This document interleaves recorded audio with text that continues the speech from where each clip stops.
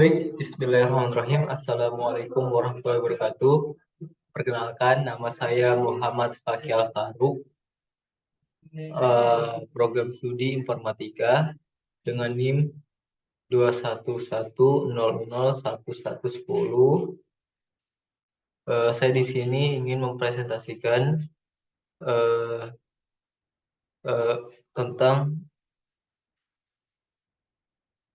olah data iris, dataset, pandas data frame untuk memenuhi ujian artificial intelligence.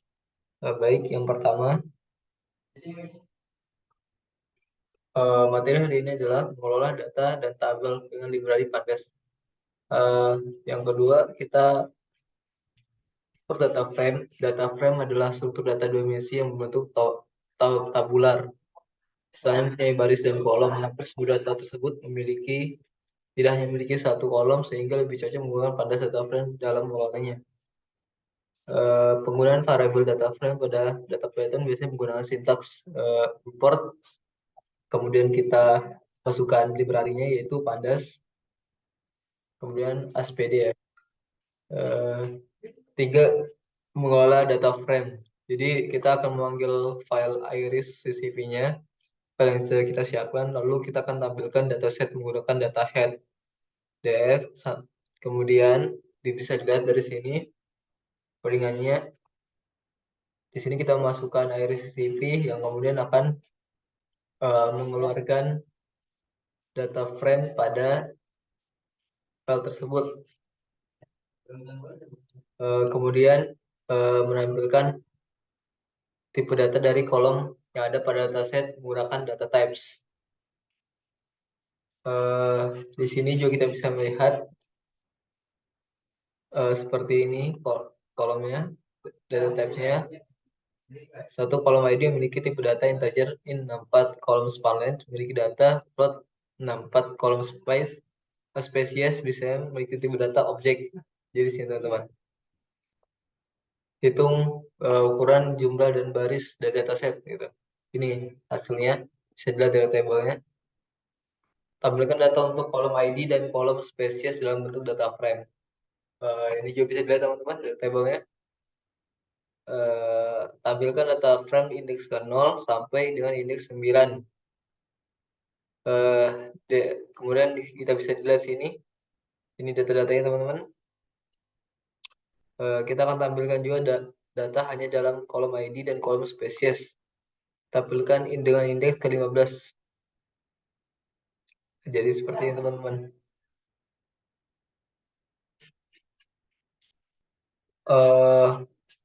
Kemudian tampilkan data 3 baris terakhir. Bisa kita lihat. Hitung nilai min dari dataset. Satu, hitung nilai min untuk kolom peta line. Cari nilai minimal untuk kolom spell with CM. Nah, di sini juga bisa dilihat teman-teman. Hitung frekuensi pada spesies dengan menggunakan metode value count. Tampilkan perhitungan frekuensi pada kolom spesies dan menggunakan value count dalam data frame. Hitung frekuensi pada kolom peta line dengan menggunakan value counts dalam data frame. Baik teman-teman, untuk materi tentang data iris kita sudah selesai. Kita akan beralih ke materi selanjutnya, yaitu materi tentang olah data iris, dataset, unclean, pandas data frame. Baik teman-teman,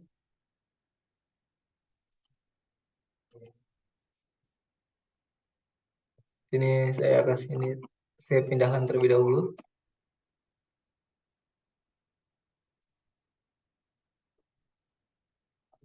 Di sini.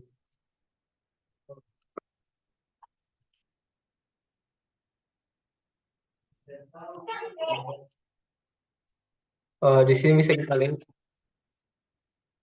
Pertama, kita akan mengolah data iris yang tidak lengkap. Pertama kita akan mendownload dulu filenya. Terus kita seperti biasa kita akan masuk ke dalam library Panda. Terus kemudian kita akan mengelola dataset.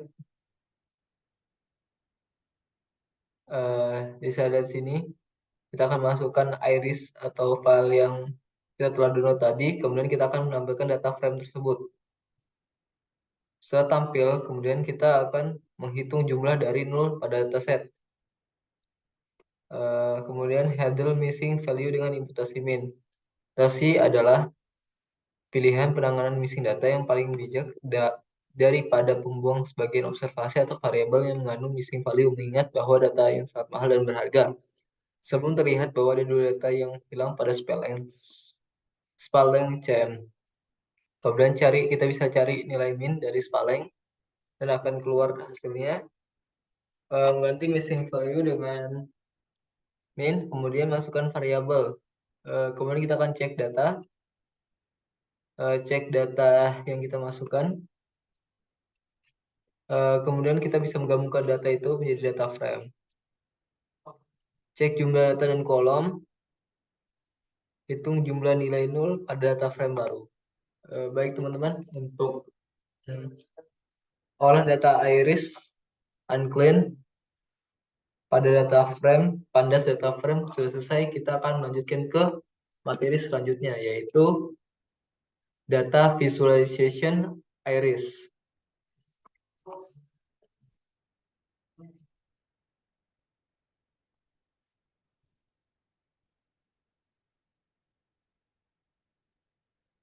Baik, seperti yang sudah saya katakan sebelumnya, kita akan download dulu filenya, dan kemudian kita akan masukkan beberapa library seperti Pandas, Matplotlib, dan Seaborn, yang kemudian kita akan tampilkan datanya seperti ini. Membuat scatter plot dari fitur spaleng dan spalwidth CM, atau dengan library Seaborn. Nah, di sini kita akan tampil ya beberapa diagram-diagram. Salah satu informasi yang hilang dalam plot di atas adalah jenis tanaman atau spesies. Gunakan fastgrid Seaborn untuk mewarnai sebaran spesies. Jadi sini kita bisa melihat bahwasannya penyebaran yang ada di dalam diagram tersebut. 3 plot dengan jenis palet atau warna yang berbeda. Nah, di sini juga kita bisa lihat per plot di bawah ini adalah kolom ID yang dihapus karena tidak memiliki korelasi dengan variabel lain. Baik teman-teman, untuk data visualization iris sudah selesai. Kita akan lanjutkan ke materi berikutnya.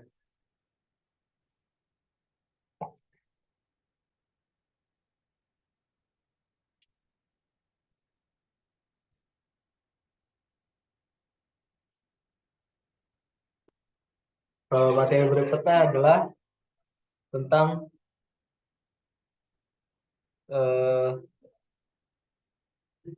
visualisasi data pandas data frame. Pandas data frame adalah pandas data frame adalah berasal dari kata Python data analisis dibari gitu. Kemudian kita akan langsung saja masuk kepada membuat series. Jadi di sini kita bisa melihat bahwasannya kita akan memasukkan dahulu library Panda, yang kemudian kita akan cek struktur data dan cek tipe struktur data series atau bukan.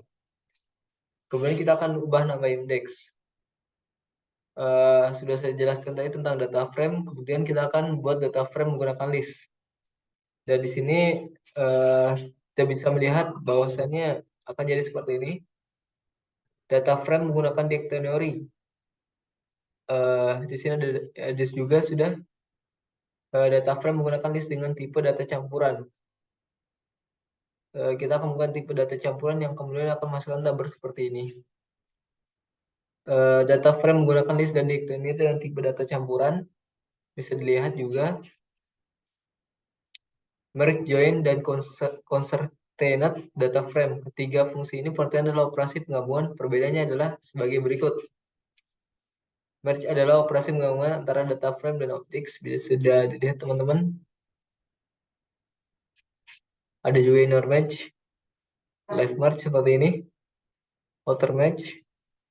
Join adalah operasi penggabungan dengan menggunakan indeks. Pertama kita siapkan dua data dan juga akan sama juga.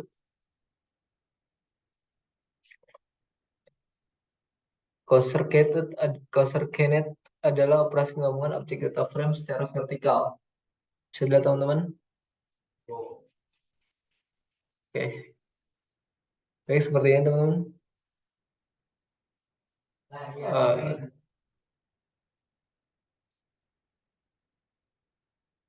Oke. Kita akan lanjut lagi ke visualisasi data matplotlib.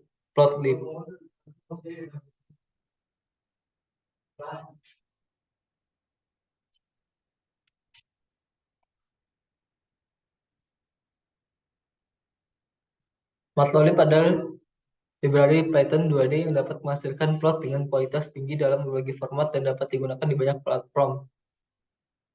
Jenis-jenis plot berikut adalah plot grafik yang dapat dibuat Matplotlib. Pertama, plot garis gitu.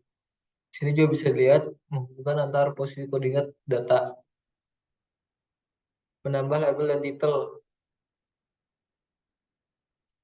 Plot garis multiline, legend, ini double ya teman-teman. Outliner, dinosaur dan maker.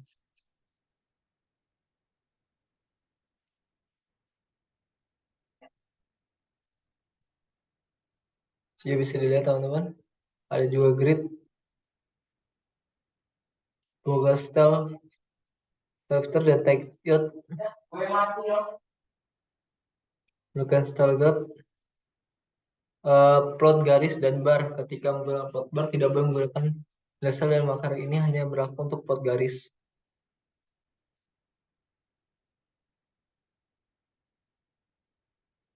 Sepertinya teman-teman.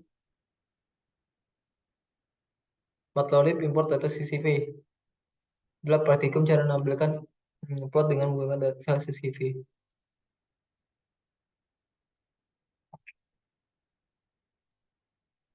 Kemudian di sini bisa kita lihat lagi.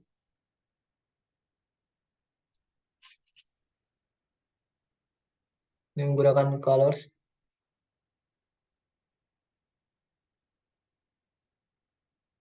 Oke, baik teman-teman. Baik, selanjutnya adalah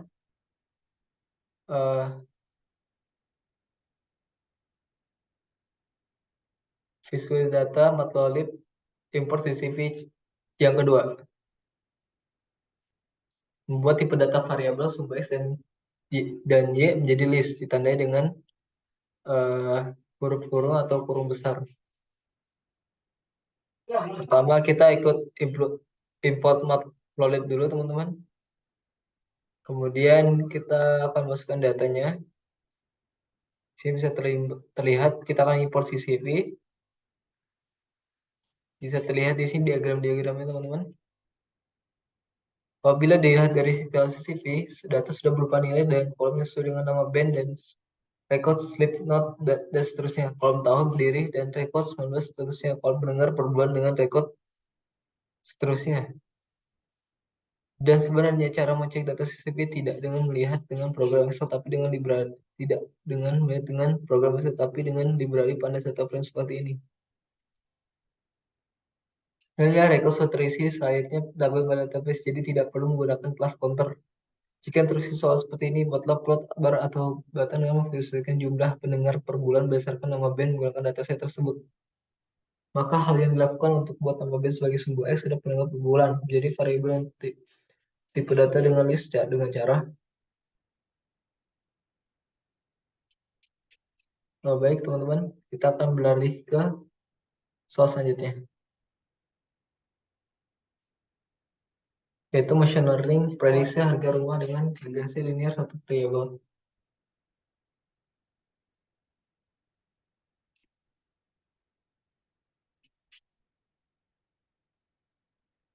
Jadi di sini teman-teman, Ernest Regressive metode statistika yang digunakan untuk memilih hubungan antara variabel berikat dependen dengan satu atau lebih variabel bebas independen berdasarkan banyak variabel bebas yang dalam model regresi linear dibagi menjadi dua jenis, yaitu regresi linear sederhana dan regresi linear ganda.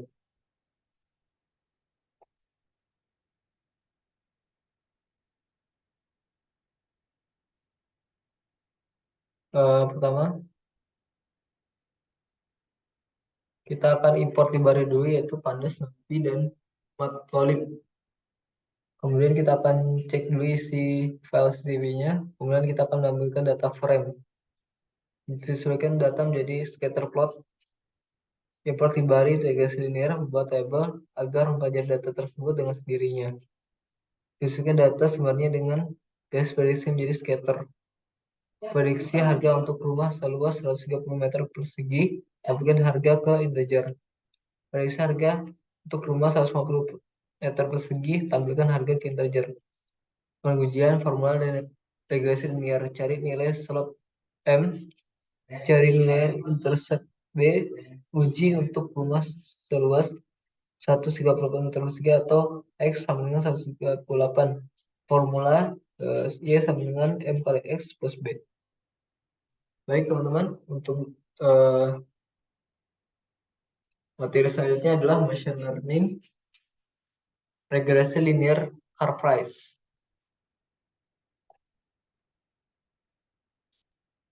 Yang pertama kita akan import library lagi, yaitu Panda, nanti Matplotlib, Seaborn. Yang kemudian eh, kita akan mengecek dataset. Pertama cek dataset pada file CSV-nya, kemudian dataset tersebut kita akan baca dan juga kita akan tampilkan seperti ini.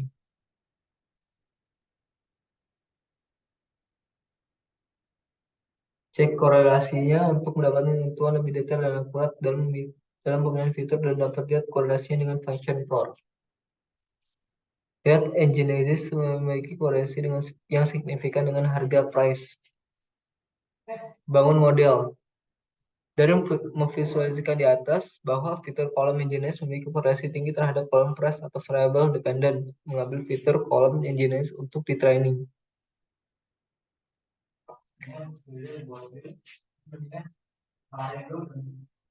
Baik, untuk materi selanjutnya adalah machine learning prediksi pembeli asuransi dengan regresi logistik.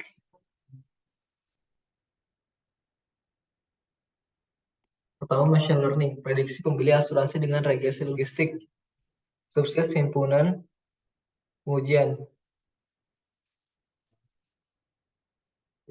Kita akan import dulu library seperti Panda, Matplotlib, dan Seaborn. Kemudian kita akan membaca file tersebut dan juga menampilkan data frame-nya. Di sini kita akan menampilkan data dalam bentuk regplot yang bisa kita lihat. Di sini juga kita akan pisahkan data training dan data set tes. Kemudian kita akan tampilkan nilai variabel dari data tes. Baris kode ini boleh skip, tujuannya hanya untuk cek nilai. Import library regresi logistik. Terus kita akan buat model melanjutkan training. Prediksi kerakurakan model. Prediksi jika umur 60 tahun, prediksi jika umur 1 tahun.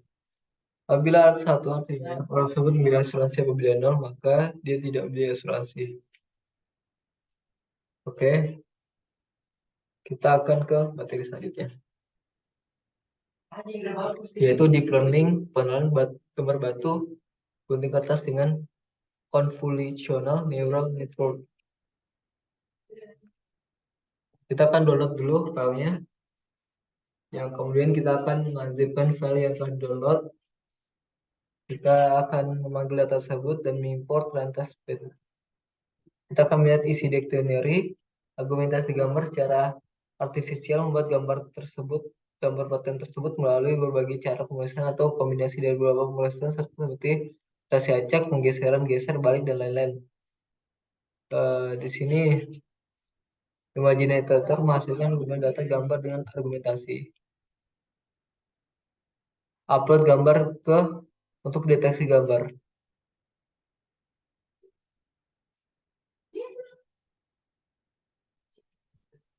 Baik, seperti itu bentuk-bentuk kodenya dan juga materi yang saya paparkan tadi. Apabila ada kekurangan, saya minta maaf dan saya pamit undur diri. Wassalamualaikum warahmatullahi wabarakatuh.